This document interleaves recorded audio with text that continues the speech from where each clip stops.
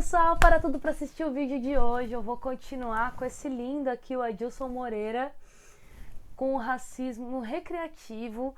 É um livro fantástico, ele é fininho aqui, aliás, ele é fininho, pequenininho, mas ele tem as letrinhas pequenininhas também, gente. É um livro assim, cheio de termos que você precisa pesquisar, termos às vezes novos mesmo. É um assunto que a gente acaba pisando em ovos quando vai falar, né? Lembrando que esse livro é da série Feminismos Plurais, da Djamila Ribeiro, aquela linda e maravilhosa filósofa brasileira que tá, ó, bombando aí mesmo, porque ela tem uma profunda propriedade daquilo que ela tá falando, e o Adilson não é diferente.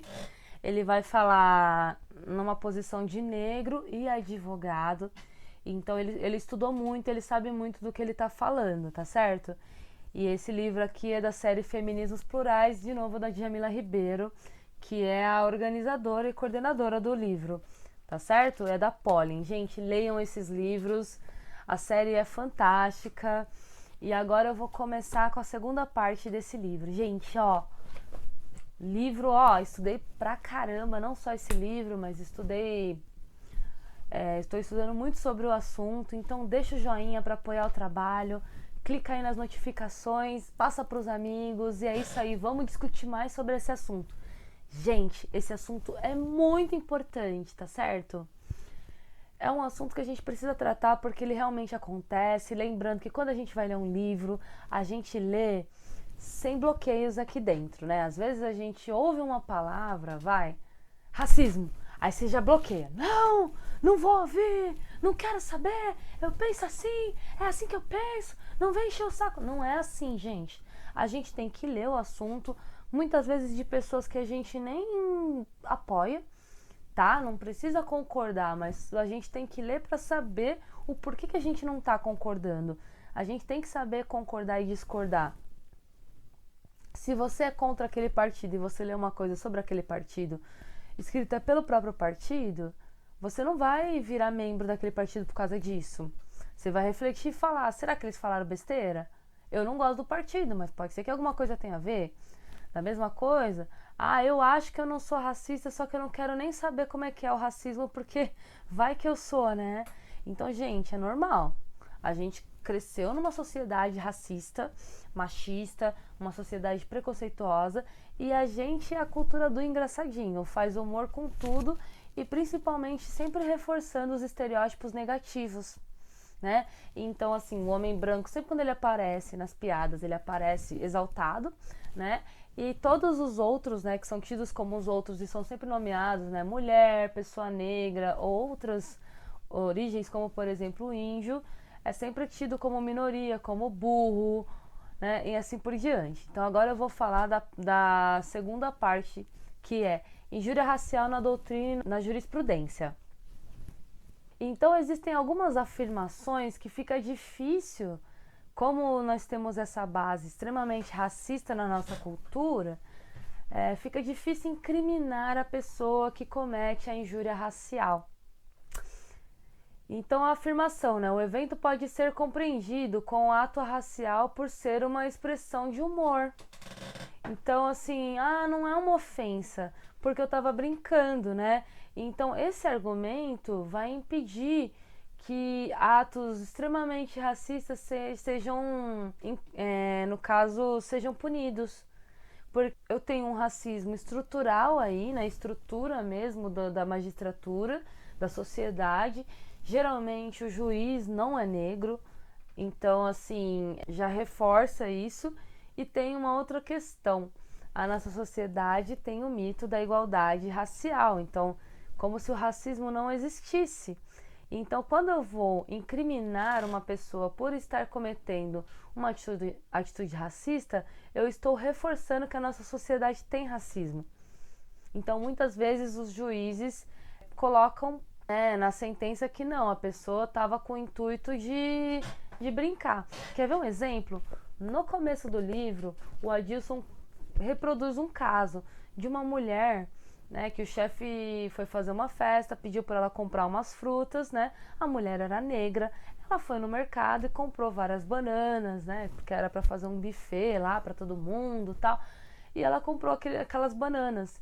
E aí veio uma senhora branca conversar com ela e falou assim: nossa, você deve alimentar muitos macaquinhos com tudo isso de banana, né? A mulher se sentiu lesada e foi procurar, né? Lógico, os direitos dela. E aí o juiz falou, ela não estava falando com o intuito com o intuito criminoso de fazer a mulher se sentir inferiorizada, e sim era uma brincadeira para que ela pudesse interagir. Olha que bonitinho, né? Brincadeira saudável, né? Engraçado. Então ele vai falando dos argumentos que sempre voltam no mesmo ponto de que assim, são apenas brincadeiras que não podem ser interpretadas como ofensas à honra. Olha que bonito. Vai chamando as pessoas de macaco por aí, né? Como aconteceu naquele jogo de futebol lá que eles tiveram que parar o jogo porque estavam gritando pro jogador que ele era um macaco. Saudável, né? A sociedade brasileira tem essa cordialidade que ela é marcada por essas relações de cordialidade para encobrir esse racismo. Então, somos cordiais. Então, de acordo com o Luiz Regis Prado, né, essa injúria racial pode ser expressada de várias formas. Então, pode ser um desenho, uma tirinha, palavras, gestos, caricaturas. Aí ele fala também da questão, um argumento muito usado no tribunal quando a pessoa vai ser julgada por injúria racial, que é o amigo negro. Olha que legal. Como que eu posso ser incriminado? Eu tenho um amigo negro. Eu, racista? Imagina, eu tenho até um amigo negro. Pois tem um mito aí do amigo negro, que a pessoa é inocentada, né, por associação ou culpabilizada por associação. Então é a mesma coisa, né? O discurso da transcendência racial entra aí, né? De nossa, somos todos iguais e o racismo é uma coisa que não entra. Então, às vezes, para reforçar esse mito da transcendência racial, eu acabo acreditando no mito do amigo negro. Olha, tenho até um amigo negro, então logo não sou racista.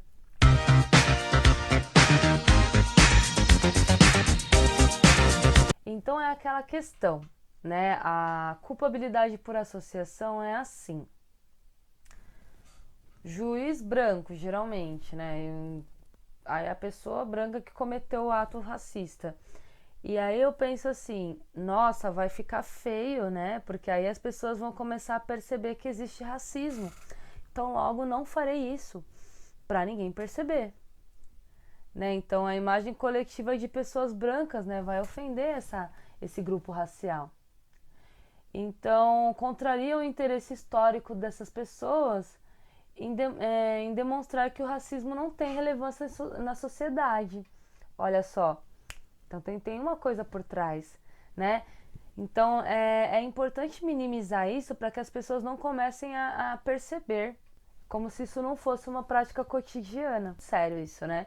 Então ele pode prejudicar a imagem coletiva do grupo racial dominante, né? De que somos todos iguais e que não existe racismo no Brasil. Esse mecanismo das piadas é um mecanismo muito forte, então eu vou reforçar aquele estereótipo negativo para que o negro ou o índio nunca ache que ele pode ter aquele privilégio ou que ele merece tanto respeito quanto o branco, que ele sempre se veja como um inferior. Esses estereótipos vêm para, né, no caso esse racismo recreativo vem para quê?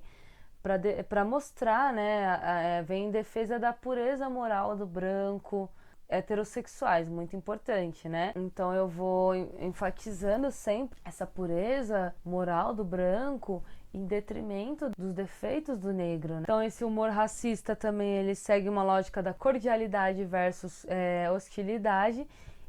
Então eu uso a cordialidade para que ninguém perceba que eu estou cometendo um crime, e aí eu vou reforçando o estereótipo para mostrar para o negro que ele não merece a mesma respeitabilidade que é destinada às pessoas brancas, né? Então também é baseado nas noções de inferioridade racial e antipatia social. Então vamos lá. O discurso de ódio pode ser direto ou indireto, ele pode ser expresso ou encoberto, e ele pode ser feito uma vez ou ser reproduzido várias vezes, entendeu? Que é o caso das piadinhas, né? Essas piadas têm uma consequência psicológica para a pessoa que está sendo agredida, no caso que desse humor racista, né? Que pode ser um comportamento depressivo, diminuição da aspiração pessoal e baixa autoestima. Então é assim, né? Você não se sente representado, logo você pensa duas vezes: será que eu realmente mereço estar naquele lugar? Quando você vê várias pessoas iguais a você chegando num lugar almejado, você já se sente mais à vontade para chegar lá também. Então é uma coisa psicológica. Então é isso, né, pessoal? Esse livro é um livro bacana. Mais uma vez, deixa o joinha, clica nas notificações. Eu quero saber de você. O que você achou desse livro? O que você achou dessa apresentação? Eu quero reforçar que aqui eu não tô tendo um discurso de ódio, né? Eu não gostaria que houvessem pessoas aqui tendo aqueles discursos, né, que a gente tá vendo muito no Facebook. Eu quero que a gente reflita se alguma coisa dessas aqui a gente tá fazendo, ou a gente já se percebeu fazendo, ou se a gente percebeu outra pessoa fazendo. Apontar o dedo é fácil, mas saber que eu tô fazendo já é aquele incômodo. É uma coisa natural, várias piadinhas, lembrando que eu tô no lugar de fala de uma pessoa branca, então eu tô tomando muito cuidado para reproduzir as piadas, mas toda vez que eu lembro de uma piada falando de negro, é sempre uma piada enfatizando esses traços, né, do negro bêbado, do malandro, do safado, do vagabundo, né? Quando você vê uma piada de mulher, você sempre vê o quê? Sexualização da mulher, mulher como objeto, mulher burra, mulher não sei o quê. No caso, uma mulher, no máximo, que a mulher tá percebendo que tá sendo traída, né? Mas sempre no lugar como se fosse um outro, né? E como que a pessoa branca acaba sendo vista nessas piadas? Isso não quer dizer que a partir de agora eu tenho autorização pra falar mal da pessoa branca ou para tratar mal a pessoa branca. Então nós temos que ter respeito. É uma fala que a gente tem que perceber as coisas que a gente faz para que a gente possa mudar. A gente pode discutir, lógico, tendo um respeito entre as pessoas e sempre preservando a paz. Então, se eu não consigo discutir sem levantar a voz, que eu confesso que a minha voz já é alta, né? Mas assim, tem pessoas que brigam, tem pessoas que batem. Então, assim, sem levantar a mão, será que você consegue, né? Tem palavras que às vezes acontece da gente sempre estar vendo ali. Então, será que aquela palavra eu tenho mesmo que usar? Será que eu posso mesmo usar? Então é isso, gente, refletir sobre as coisas que a gente fala. E não interessa se você passou sua vida inteira tendo aquele vocabulário. E agora as pessoas sentem a necessidade de que você mude isso. A gente vai mudando aos poucos, né? Então a gente tem que pedir paciência para todos os lados. A gente sabe que houve um sofrimento, né? Houve a escravidão. E isso gera problemas até hoje com essas pessoas. Mas a gente tem que pensar que nós somos humanos, que todo mundo erra e que a gente tem todo o direito de desconstruir aquilo que a gente tinha, direito e dever, hein?